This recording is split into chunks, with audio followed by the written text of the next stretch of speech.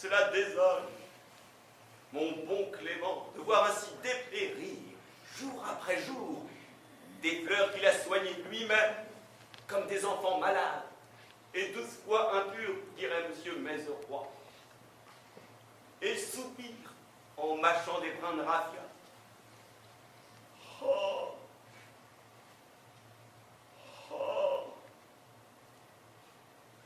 oh.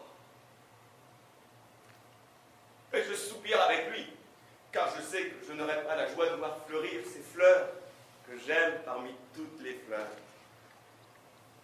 Ces fleurs que créa ce suprême artiste, Victor Lemoine, et auquel il donna le visage des fées et les ailes des oiseaux magiques.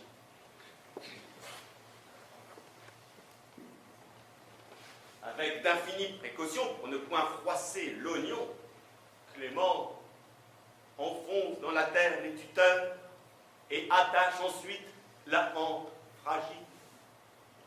Chaque fois, il soupire comme un refrain de navrante romance. De beau d'ailleurs, comme cela, si ce n'est pas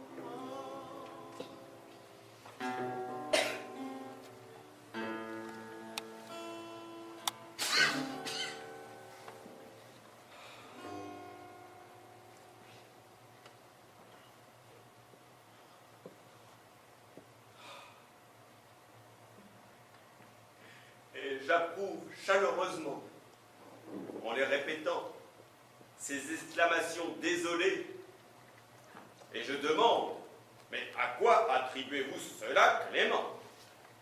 Oh, j'attribue. J'attribue. Oh, ma foi, monsieur, je n'en sais rien. Il faut que le diable s'en mêle. Puis, ayant longuement considéré le sol, examiner les feuilles malades, gratter la terre au pied des tristes plantes. C'est pas de la verrue? Non, non.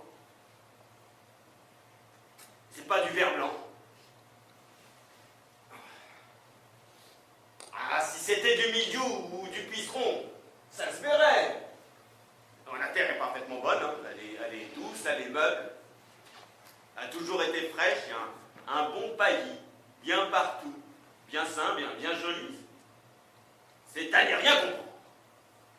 Cependant, Clément, il y a une cause. Clément se redresse, met sa serpette dans la poche de sa blouse, pose ses mains sur les hanches en écartant les coudes, et il dit, d'un ton grave, sévère, professoral. Si monsieur veut connaître mon opinion, eh bien je crois qu'il y a eu un contact. Un contact, Clément? Oui, monsieur. Il n'y a point d'explication autre. Clément, enfin vous m'effrayez. Et quel est ce contact? Clément ne répond pas. Mais je vois à son visage la disposition de ses gestes, à la manière dont il cale ses deux pieds dans la terre, entre les rangées de glaïeuls, qu'il va me conter une longue histoire. Et en effet, il s'essuie la bouche et il commence ainsi.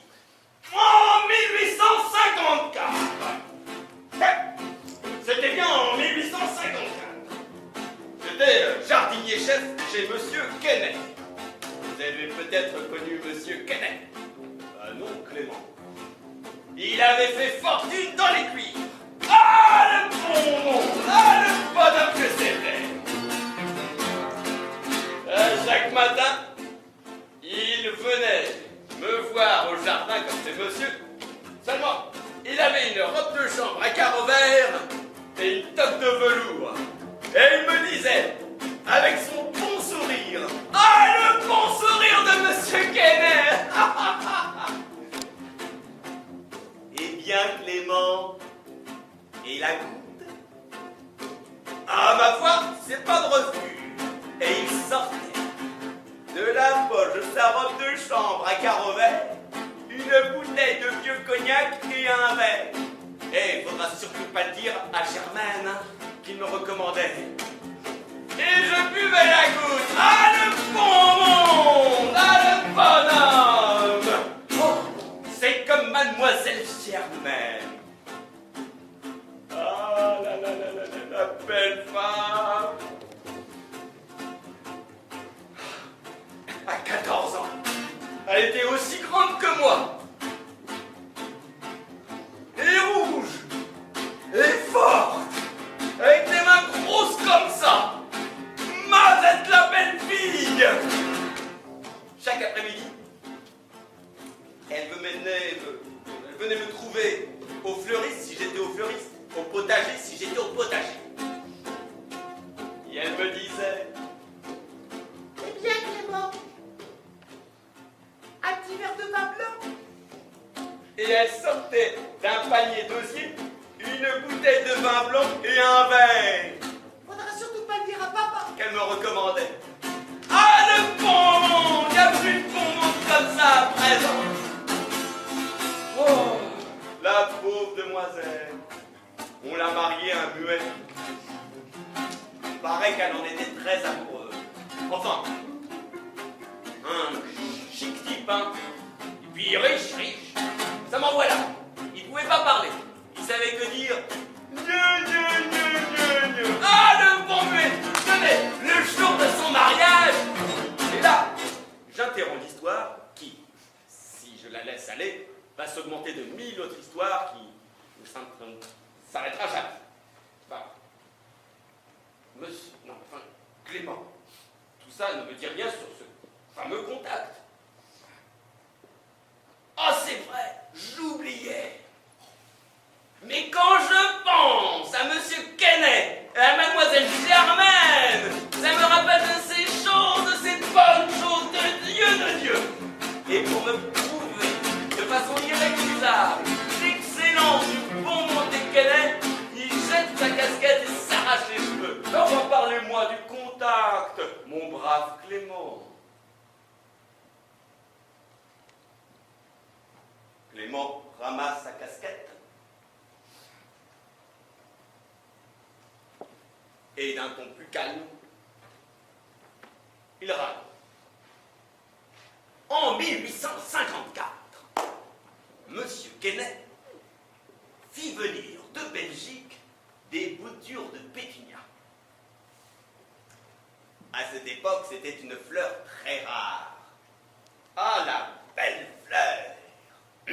Fis-je en manière de protestation. Ah oui, monsieur n'aime pas les pétunias. Bon, il n'empêche qu'en 1854, c'était une très belle fleur. Soit que Clément va continuer. Je plante les boutures. Encore belle, devant la maison. Ah, il pousse. Ah, tout le monde était bien content. Du pays, on venait voir les pétunias pousser. Tout d'un coup, ils ne poussent plus. Et même, ils jaunissent. Ils pourrissent. Et à la fin, ils crèvent. Tous, excepté un seul. Oh, dame. Monsieur Quesnay n'était pas content. Et moi non plus, fichtre. Quelle pouvait être la cause de cela? Je me creuse assez cervelle, une bonne exposition, de la terre parfaitement bonne. Oh, c'était à devenir fou. Je n'étais pas loin de penser qu'il y eut quelques diableries là-dessous. Quand, un soir, tard, qui est-ce que je vois sur la corbeille de Pétunia? La cuisinière accroupie et qui pissait, et qui disait: tiens, en voilà du madère, tiens, en voilà du chablis. Et cela faisait le bruit que fait la pluie qui tombe d'une gouttière.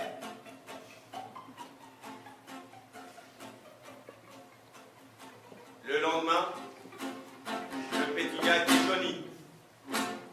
Le surlendemain, il crevait de la même manière que les autres. Eh bien, voilà ce que nous autres, nous appelons un contact, en termes de métier. Eh bien, les glaïeuls de monsieur ont eu aussi droit à un contact, et même un fort contact. Quelques secondes d'un silence tragique se passent. Les abeilles bourdonnent autour de nous. Les grandes feuilles des espaliers craquent sous l'ardent soleil. Avec une dignité superbe, Clément se remet à enfoncer les tuteurs dans la terre, tout en mâchant des brins de raffia. Clément, monsieur, alors, vous croyez que je lui lis? Oh, je n'en sais rien, je ne l'ai pas vu. Mais pour un contact, il y a eu un contact. Et d'une voix rageuse, qu'accompagne un geste de colère, je ne vais pourtant pas pisser dans son pot-au-feu, moi. Debout, l'ailleurs, comme cela, si ce n'est pas.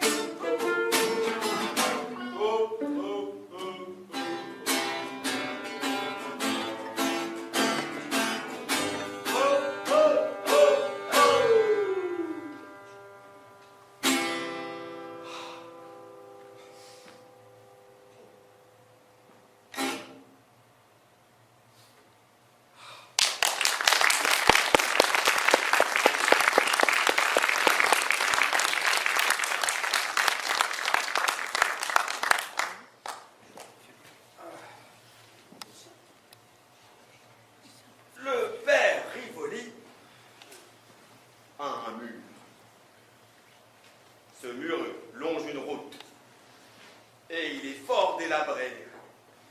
Les pierres des chaussées ne tiennent plus guère.